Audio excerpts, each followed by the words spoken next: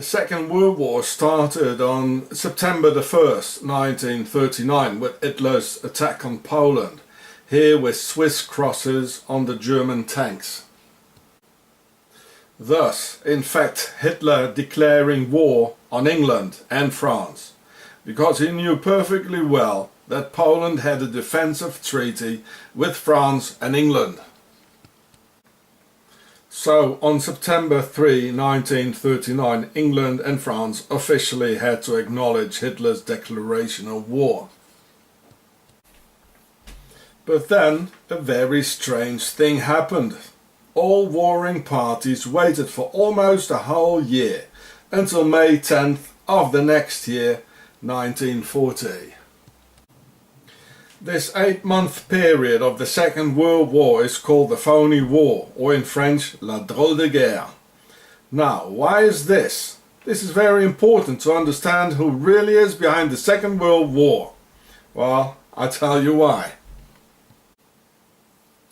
The pharaohs of the aristocracy and the Swiss Templars waited almost a year to eliminate Britain's Prime Minister Neville Chamberlain, a man of peace who followed the appeasement politics. Well, you can see Mr. Hitler smiling and acting here.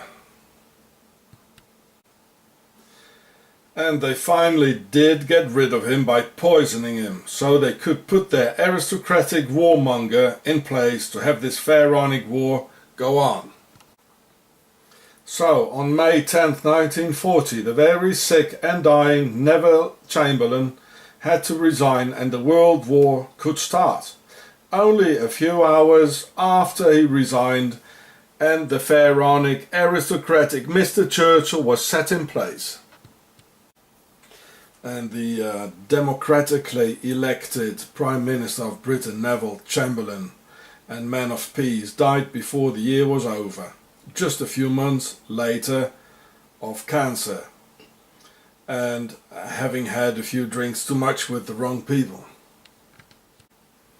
So on the very day of the second and real beginning of the Second World War, Winston Churchill was not elected democratically, but was assigned by King George VI as their aristocratic leader for the pharaohs. Churchill was born at Blenheim Palace, where his father was the Duke of Marlborough. Well, here we can see the obelisk of Blenheim Palace. Any more questions? The obelisk is the symbol of the pharaonic domination. And here's Blenheim Palace, where Mr. Churchill was born. A man of the people? No way. Well, and here's Le Salon in Blenheim Palace, where Mr. Churchill is from. Yeah, okay. And young Winston loved concentration camps where you had 28,000 Boer women and mostly children murdered in South Africa during the Boer Wars. Here you can see the young Lizzie van Zyl, the young Boer child.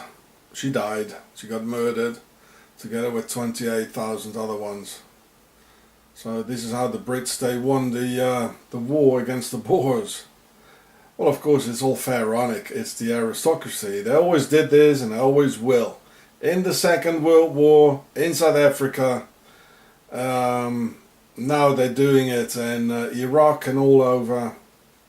It's the aristocracy and they're pharaonic.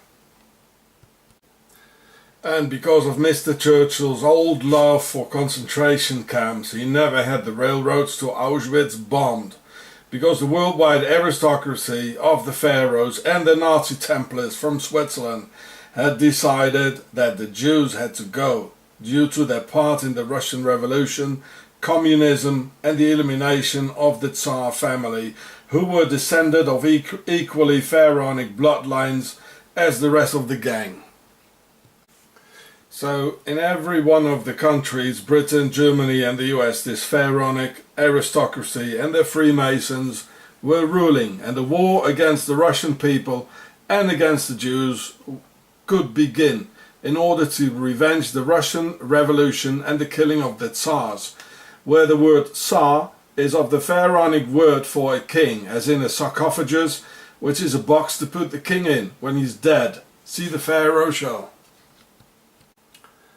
This is why Rudolf Hess flew to the Duke of Hamilton aristocracy to stop the war. Now, why would someone from a NSDAP Workers' Party ask the aristocracy for help? Huh? Well, and look what the Duke did. Well, he just betrayed him. The Duke didn't want any peace, eh? The Duke was just smiling and pretending to be nice to Mr. Rudolf Hess. But when it really came to it, he just betrayed him, and he showed who he really was, a pharaoh. This is why Hitler had the English army escape in Dunkirk, and why the Luftwaffe never bombed Buckingham Palace or any other aristocratic aim. This near miss here is just a deliberate false flag publicity hit, so they could celebrate themselves as heroes, standing side by side with the British people. Yeah, well, it probably exploded in the night when everybody was hiding, didn't it, eh? And also the SS Prince of Darkness of the Bilderberg nobility, Mr. Bernard, was hiding in England.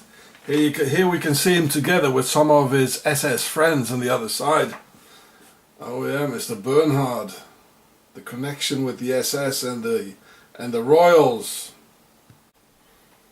I regret very much having told all this to Diana Spencer, because she entrusted all this to the wrong people as well, as she was always looking for the best in people. And here she is walking around with the octagon.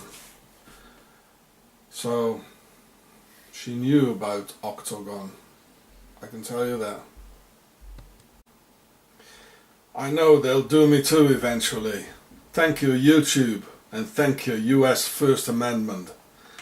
Because here in Switzerland, in this Nazi dictatorship, the First Amendment is one of the things they hate most. I can tell you that.